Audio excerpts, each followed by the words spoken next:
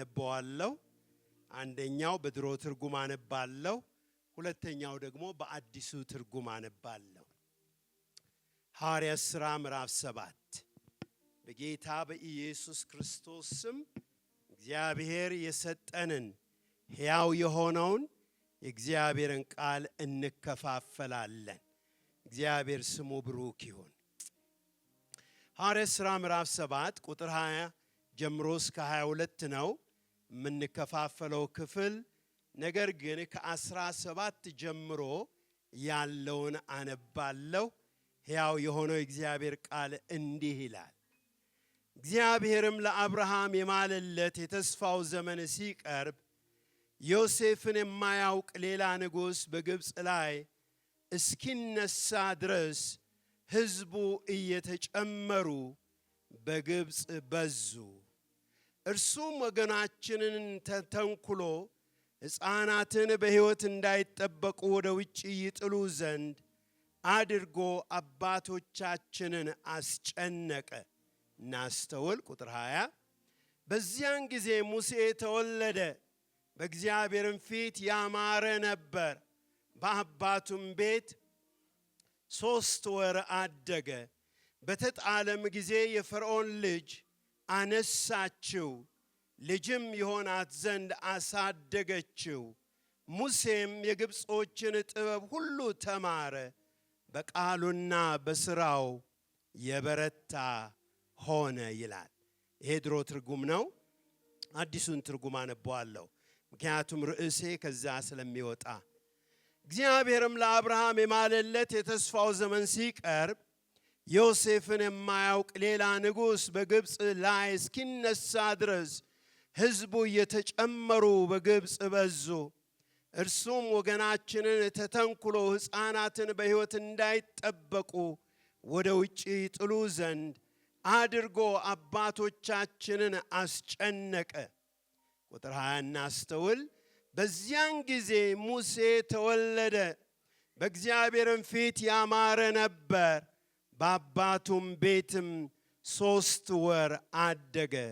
በተጣለም ጊዜ የፈርዖን ልጅ አነሳችው፣ የልጅ ልጅ እግዚአብሔር ስሙ ብሩክ ይሁን፣ የልጅ ልጅ አነሳችው፣ ልጅም ይሆናት ዘንድ አሳደገችው። የግብጾችን ጥበብ ሁሉ ተማረ፣ በቃሉና በሥራው የበረታ ሆነ ይላል። እግዚአብሔር ስሙ ይባረክ። እግዚአብሔር ስሙ ብሩክ ይሁን። ሞገስ፣ ስለ ሞገስ ነው የምንነጋገረው ዛሬ። በሙሴ ላይ ስለመጣው የእግዚአብሔር ሞገስ።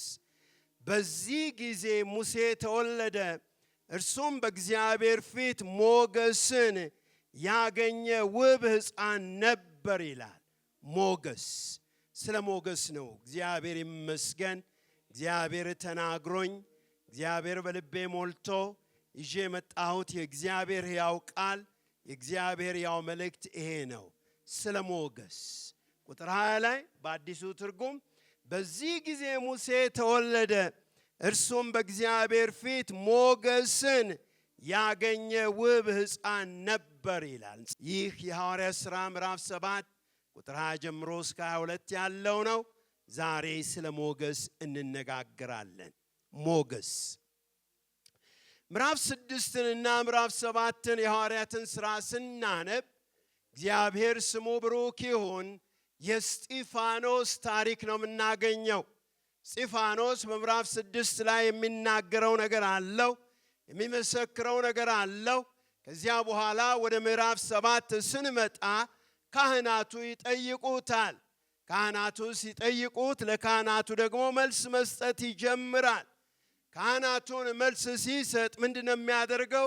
ከበስተኋላ ይጀምርና ስለ አባታቸው ስለ አብርሃም፣ ስለ ዮሴፍ፣ ስለ ይስሐቅ፣ ስለ ያዕቆብ፣ ስለ ሁሉም እየዘረዘረ ይመጣና የዘረዘረ መጥቶ ቁጥር 17ና እስከ 22 ባለው ውስጥ እግዚአብሔር ለአብርሃም የማለለት የተስፋው ዘመን ሲቀርብ ይላል። ሃሌሉያ! እግዚአብሔር የተስፋውን ዘመን ያቀርባል። እግዚአብሔር ይመስገን። እግዚአብሔር የተናገረውን ነገር ሁል ጊዜ የሚፈጽም ሕያው አምላክ ነው። ሃሌሉያ። የተስፋው ዘመን ሲቀርብ ይላል። እግዚአብሔር ይመስገን። አንድ ነገር መነሳት አለበት። የእስራኤል ሕዝብ ለመውጣት ያ ሆነ ይላል። እግዚአብሔር ይመስገን። የእግዚአብሔር ቃል ወገኖቼ ሕያው ነው። የእግዚአብሔር ቃል ዘላለማዊ ነው። የእግዚአብሔር ቃል ልዩን ነገር የሚያደርግ ነው። ስሙ ብሩክ ይሁን።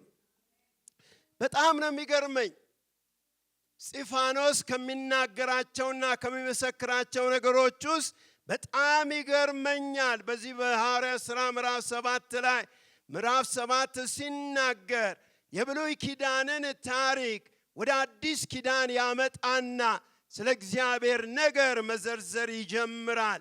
እግዚአብሔር ይመስገን። ልብን በሚያሞቅ ተስፋን በሚጭር እንደ አስደናቂ በሆነ ነገር ይሄ እግዚአብሔር ሰው ይመሰክራል። እግዚአብሔር ይመስገን። የሚገርመው በዚህ ቦታ ላይ የምናገኘው ጠላቶቹ እያሉ እግዚአብሔር ይመስገን፣ ወጋሪዎች እያሉ ዓይናቸውን እያጉረጠረጡበት እስቲ እናያለን የምታደርገውን እያሉ እየፎከሩበት የእግዚአብሔር ሰው እስጢፋኖስ ግን እውነትን በግልጽ በሆነ ነገር መናገር ይቀጥላል። በጣም ነው የሚገርመኝ። ልቤንም ደግሞ የሚነካው ድፍረቱ፣ መሰጠቱ እግዚአብሔር ይመስገን። ምንድነው እስጢፋኖስ የሚናገረው? እስጢፋኖስ የሚናገረው በሙሴ ላይ ስለነበረው ምን ሞገስ ነው። እግዚአብሔር ይመስገን። ቁጥር 20 ላይ እንዳነበብነው በእግዚአብሔር ፊት ምን ይላል? ሞገስ ያገኘ ውብ ሕፃን ነበር ይላል አዲሱ ትርጉም። ሞገስ ያገኘ ምን ውብ ሕፃን ነበር ይላል። ሃሌሉያ። ሞገስ በላያችን ላይ ሲመጣ እግዚአብሔር ምን ያደርጋል? ዛሬ የምንነጋገረው በዚህ ነገር ላይ ነው። 1 5 6 7 ነጥቦችን ነግራችኋለሁ። የመጀመሪያው ነገር የእግዚአብሔር ሞገስ በእኔና በእናንተ ላይ ሲመጣ በቤት ውስጥ በአባቱ ቤት ውስጥ 3 ወር በሙሉ ይህ የእግዚአብሔር ሰው ሙሴ በእንክብካቤ አደገ። ሃሌሉያ። ሌላው ሲናወጥ፣ ሌላው ሲጨነቅ፣ በር በተንኳኳ ቁጥር ምን እየሆነ ነው እያለ በሚሆንበት ሁኔታ የእግዚአብሔር ሰው የእግዚአብሔር ሞገስ በላዩ ላይ ስለነበረ ምን ሆነ? በእንክብካቤ ያድግ ነበር። አይገርምም? ሕግ አስሽሮ ሃሌሉያ፣ ሕግ አስለውጦ ሃሌሉያ፣ ሕግን ወደ ጎን ገፋ አስደርጎ ይሄ እግዚአብሔር ሰው ምን አደረገ ይላል? በእንክብካቤ አደገ ይላል። ለዚህ ነው የዕብራውያን መጽሐፍ ጸሐፊ ሲናገር በዕብራውያን ምዕራፍ 11 ቁጥር 23 ላይ ላነበው። ሙሴ ከተወለደ በኋላ ወላጆቹ ካለ በኋላ ምን ይላል? መልከ መልካም ሕፃን መሆኑን ስላዩ በእምነት ምን 3 ወር ሸሸጉት። የሚቀጥለው ቃል ደግሞ የሚገርም ነው። 3 ወር ሸሸጉት ካለ በኋላ የንጉሥንም አዋጅ ምን አልፈሩም ይላል። ሃሌሉያ። የእግዚአብሔር ሞገስ ባንተ ላይ ሲመጣ ከሁኔታዎች በላይ መኖር ትጀምራለህ። ሃሌሉያ። የእግዚአብሔር ሞገስ ባንተ ላይ ሲመጣ ሁኔታዎች አያስፈሩህም። አንተ ግን ሁኔታን የምታስፈራ ትሆናለህ። እግዚአብሔር ይመስገን። ስለዚህ ምን አደረጉ ይላል? 3 ወር ሸሸጉት፣ የንጉሥንም አዋጅ አልፈሩም ይላል። ሞገስ ድፍረትን ሰጠው። ሃሌሉያ። ሞገስ ድፍረትን ሰጣቸው። ሃሌሉያ። ሞገስ ፍርሃትን አስወገደ። ሃሌሉያ። ስለዚህ የመጀመሪያው ነገር ሞገስ በእኔና በእናንተ ሕይወት ውስጥ የሚያደርገው ነገር ምንድን ነው? ፍርሃትን ከውስጣችን ያወጣል። ሞገስ ፍርሃትን ከውስጣችን ያወጣል። ሞገስ ፍርሃትን አውጥቶ ምን ያደርጋል? ድፍረትን በሕይወታችን ውስጥ ይጨምራል። ሃሌሉያ።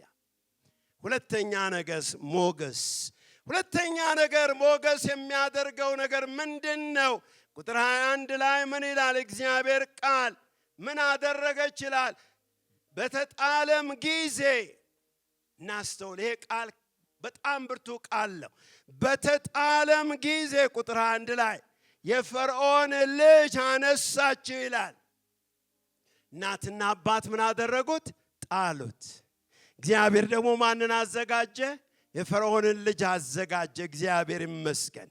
ሞገስ ሰዎች ሲጥሉህ የሚያነሱን ሰዎች ምን ያደርጋል? እግዚአብሔር ያዘጋጃል። ሃሌሉያ። ግማሹ ሲገፋ አንተን ደግሞ የሚደግፍ አንተን ደግሞ የሚያነሳ እግዚአብሔር ያዘጋጃል። ሃሌሉያ።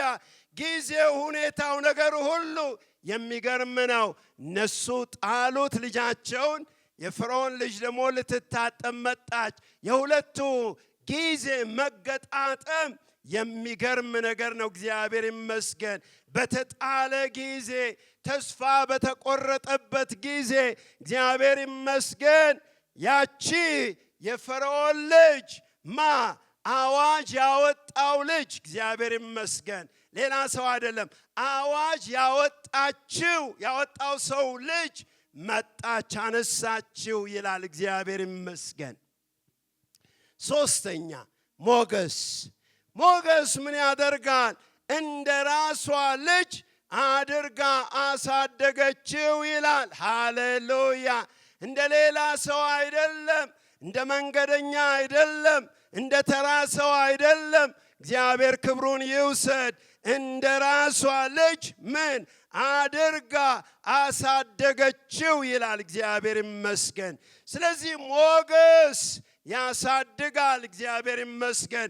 ሞገስ በንጉሥ ቤት ያሳድጋል። ሞገስ ሌላውን እያስበዘበዘ የሚያሳድገን የእግዚአብሔር ጸጋ፣ የእግዚአብሔር ክብር ነው። ሃሌሉያ። ዛሬ ምንድነው የሚያስፈልገን? ሞገስ ያስፈልገናል።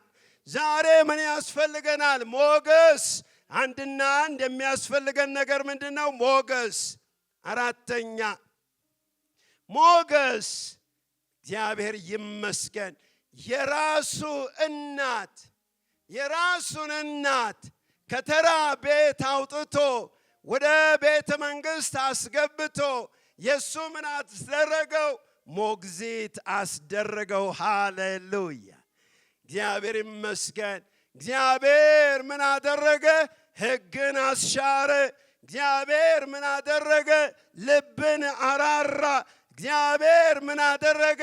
በሞገስ በእንክብካቤ ያድግ ዘንድ የራሱን ቋንቋ የምትናገር፣ የራሱን ባህል የምትናገር፣ የራሱን ወግና ስርዓት የምታውቅ እናቱን አዘጋጀና ይህች እናት ከተራ ቦታ ተነስታ የት ገባች? ሃሌሉያ። ቤተ መንግሥት ገባች። ሞገስ። ዛሬ ምን ያስፈልግሃል? ሞገስ። ዛሬ የሚያስፈልግ ምንድነው? ሞገስ።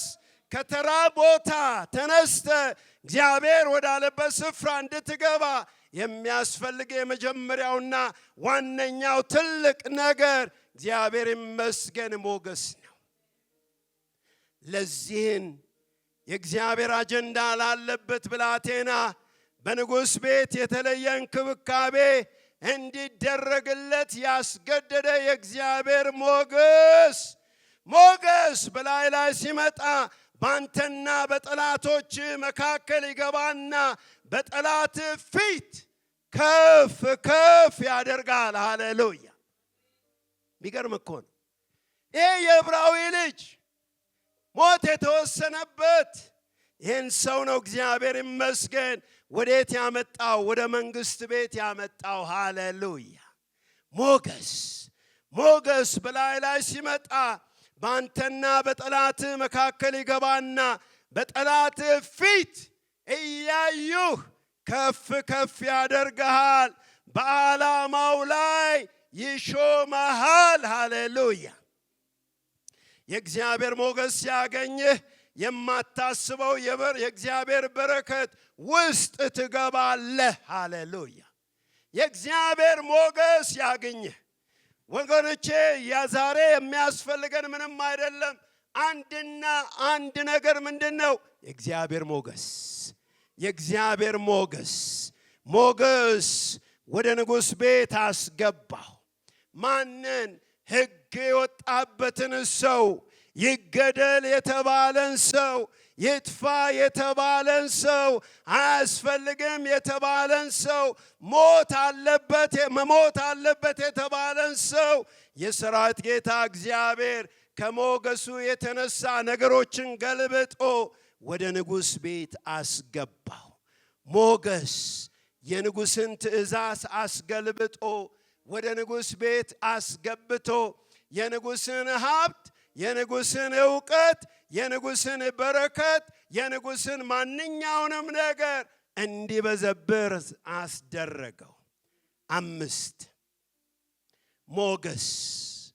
ሞገስ የንጉሥን ቤት እግዚአብሔር ክብሩን ይውሰድ አስበዘበዘው።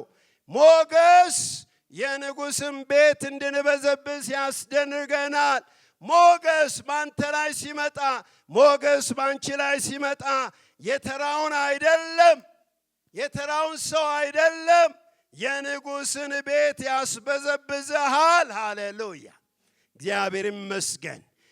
ሙሴ መጽሐፍ ቅዱስ ይናገራል። ቁጥር 22 ላንብብ። እንዲህ ይላል፣ ሙሴም ይላል የግብጾችን ጥበብ ሁሉ ምን ተማረ፣ በቃሉና በሥራው ምን የበረታ ሆነ ይላል። ምንድን ያደረገው? እግዚአብሔር አስበዘበዘው። የንጉሥን ቤት አስበዘበዘው። ዕውቀቱን አስበዘበዘው። ነገሮችን ሁሉ አስበዘበዘው። እግዚአብሔር ይመስገን።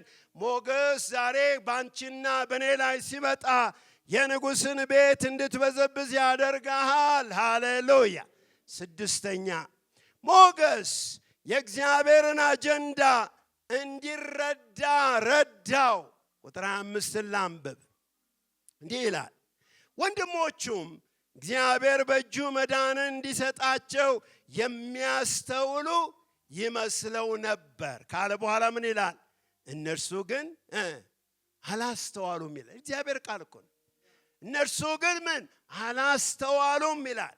በጣም እኮ የሚገርም ነው። ሙሴ ያየው ራእይ አለ። ሙሴ የተቀበለው እውነት አለ። ሙሴ የገባው ነገር አለ።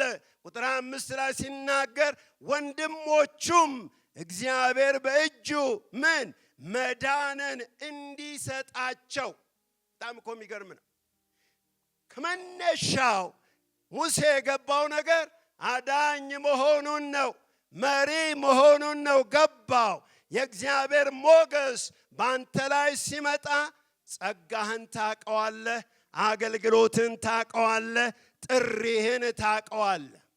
ሰዎች ባያውቁት፣ ሰዎች ባይረዱት፣ አንተ ግን ታቀዋለህ፣ ትረዳዋለህ። ሙሴ ተረዳ። ለዚህም ነው ምን የሚለው? ወንድሞቹ እግዚአብሔር በእጁ መዳንን እንደሰጣቸው የሚያስተውሉ ምን ይመስለው ነበር ይላል። የሚገርም እኮ ነው። ይመስለው ነበር፣ እነርሱ ግን አላስተዋሉም። ከጊዜው በፊት የኖረ እግዚአብሔር ሰው ነው ማለት ነው። ይህ ሰው ከጊዜው በፊት፣ ከእውቀቱ በፊት፣ ከዓላማው በፊት ጥሪውን አውቆ ሃሌሉያ ሃሌሉያ የኖረ ሰው ነው። ሞገስ የእግዚአብሔርን አጀንዳ እንድትረዳ ይረዳሃል። ሞገስ ባንተ ላይ ሲመጣ፣ የእግዚአብሔር ሞገስ ሲያገኝ ጥሪ ምን እንደሆነ፣ ፍጻሜ ምን እንደሆነ፣ ነገር ምን እንደሆነ ቁልጭ ብሎ በፊት ይገለጣል።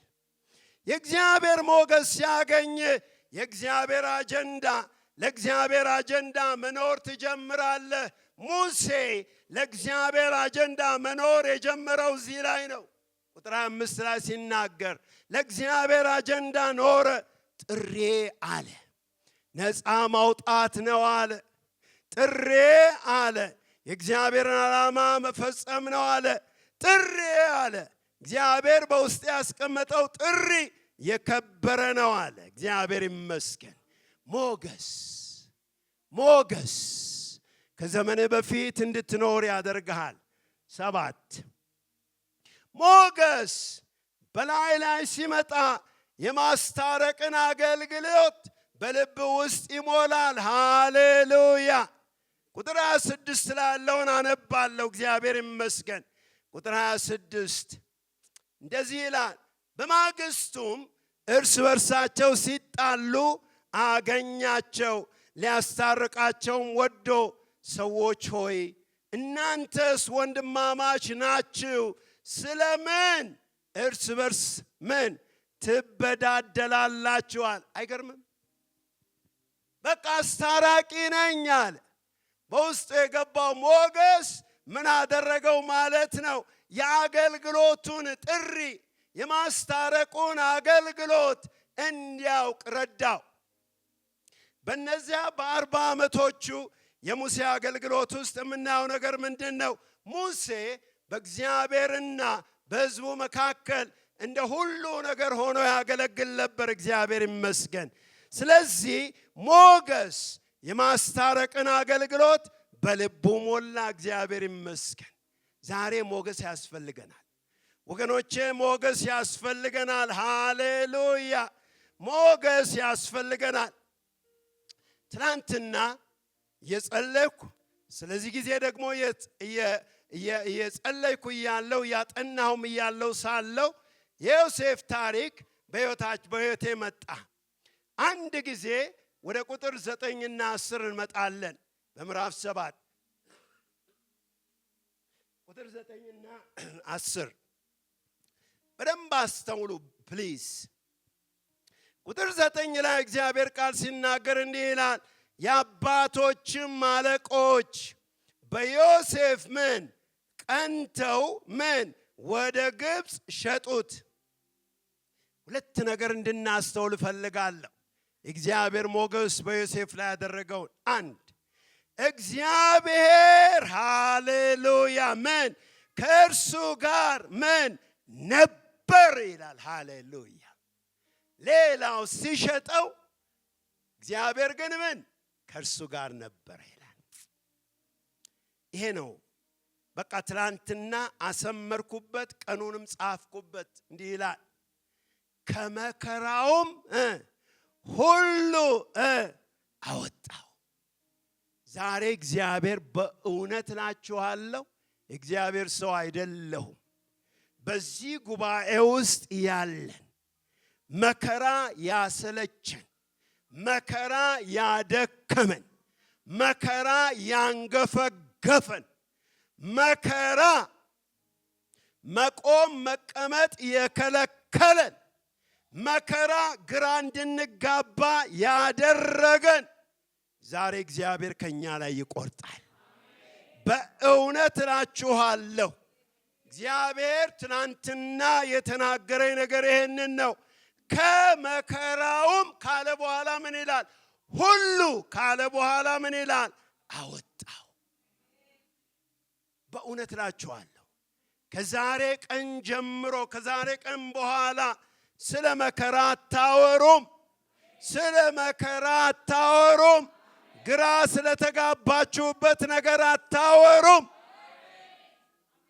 አታወሩም። እግዚአብሔር ይመስገን። መከራን ምን ይላል እግዚአብሔር ቃል? እንዳለፈ ውሃ ትረሳዋለህ ነው የሚለው። ወደፊት ይቀድማል አይልም። እንዳለፈ ውሃ ትረሳዋለህ። ከመከራውም ሁሉ ምን አወጣው? እግዚአብሔር ሞገስ። እግዚአብሔር ሞገስ። ጠዋት 1 ደቂቃ ከ1 ሰዓት ላይ ወህኒ ቤት ጠባቂ ነበረ። የወህኒ ቤት ካቦ ነበረ። ከ1 ሰዓት በኋላ ምን አደረገው? ወደ ሃሌሉያ ወደ ግብፅ ንጉሥ ወደ ፈርዖን ቢሮ አስገባው። የሚቀጥለው ቃል ምን ይላል? በግብፅ ንጉሥ በፈርዖን ፊት ምን ሞገስንና ጥበብን ሰጠው ካለ በኋላ በግብፅና በቤት ሁሉ ላይ ምን ቤት ወደድ አድርጎ ሾመው ይላል። ሃሌሉያ እግዚአብሔር ይመስገን። ሞገስ ሞገስ በላዩ ላይ ሲመጣ ጠዋት እስረኛ የነበረው ሰው ከሰዓት በኋላ ምን ሆነ? ጠቅላይ ሚኒስትር ሆነ። ሃሌሉያ! እግዚአብሔር ይመስገን። ለምን? ከመከራ ሁሉ ምን አወጣው ይላል። እግዚአብሔር ይመስገን። ጠቅላይ ሚኒስትር ሆነ። የሕግ ትምህርት አልተማረም። የአስተዳደር ትምህርት አልተማረም። ምንም ነገር አላደረገም። የትኛውም ኮሌጅ አልገባም። የትኛውም ዩኒቨርሲቲ አልገባም። የእግዚአብሔር ሞገስ በላዩ ላይ ሲመጣ ጠዋት የእስረኛ ካቦ የነበረ ሰው ከሰዓት በኋላ ጠቅላይ ሚኒስትር ሆነ። ዛሬ ምንድን ነው የሚያስፈልግህ? የእግዚአብሔር ሞገስ፣ የእግዚአብሔር ሞገስ፣ የእግዚአብሔር ሞገስ። ሞገስ ሕልሙን ለማስፈጸም ረዳው። ሞገስ ያገኝ ሕልምህን ያስፈጽምልሃል። ሃሌሉያ! ሕልም የተሸከምን ብዙዎች አለን። ሕልም ያረገዝን ብዙዎች አለን። ዛሬ ትንቢት እናገራለሁ። ከዚህን ቀን ጀምሮ ሕልማችሁ ይፈጸማል። ሕልማችሁ ይተረተራል። ሕልማችሁ ይተረጎማል። ሕልማችሁ ደረጃ በደረጃ ሃሌሉያ! እግዚአብሔር ይመስገን፣ እግዚአብሔር ይመስገን። ሞገስ ሞገስ። ያዕቆብ እኮ ሞትን በቃ መቃብርን ይጠብቅ የነበረ ሰው ነበረ። እግዚአብሔር ይመስገን። ዮሴፍን ያገኘው ሞገስ ያዕቆብን የታስገባው ቤተ መንግሥት። ሃሌሉያ ሃሌሉያ። ምን ነበረ ያለው ለልጆቹ? ዮሴፍ ሞተ፣ ይሄኛው ደግሞ ሄዶ እንዲሞት ነው የምትፈልጉት? በስተርጅና በሐዘን ወደ መቃብር እንዲሄድ ነው የምትፈልጉት አለ። የሰራዊት ጌታ እግዚአብሔር ግን ምን እያዘጋጀ ነው? ቤተ መንግሥት። የሰራዊት ጌታ እግዚአብሔር ምን እያዘጋጀ ነው? ሰረገላ። የሰራዊት ጌታ እግዚአብሔር ምን እያዘጋጀ ነው? ለምለም ስፍራ። ሃሌሉያ! ሞገስ ሞገስ። ሐናን ከጣውንቷ ገልምጫ። ሃሌሉያ! ሞገስ ሐናን ከጣውንቷ ገልምጫ ነፃ ወጣት። ሃሌሉያ! ሐናን ጧትና ማታ የምታሾፍባት፣ ጧትና ማታ የምትገላምጣት፣ ጧትና ማታ የምታሰቃያት ከሷ ገልምጫ እግዚአብሔር ይመስገን ነፃ ወጣት። ሞገስ የሐናን የልጅ ፍላጎት፣ ሐናን የልጅ ፍላጎት እግዚአብሔር ይመስገን በልጅ አሸከማት። ማኅፀኗን ከፍቶ እግዚአብሔር ይመስገን። የሚገርመው ሐና ጾም ብቻ ሳይሆን ዝማሬንም ተማረች። እግዚአብሔር ይመስገን። እግዚአብሔር ሰው ይፈልግ ነበር። እግዚአብሔር ካህን ይፈልግ ነበር። እግዚአብሔር ነቢይ ይፈልግ ነበር። ሐና ደግሞ ልጅ ትፈልግ ነበር። ሁለቱም ተገናኙ። እግዚአብሔር ይመስገን። ሞገስ እግዚአብሔር ይመስገን። ሞገስ ሃሌሉያ። ዳዊትን ከበግ እረኝነት ሃሌሉያ አስመጥቶ በጎልያድ ግንባር ላይ ጠጠሩን እንዲቀረቅር አስደረገው። እግዚአብሔር ይመስገን። ሞገስ የእግዚአብሔር ሞገስ እግዚአብሔር ይመስገን።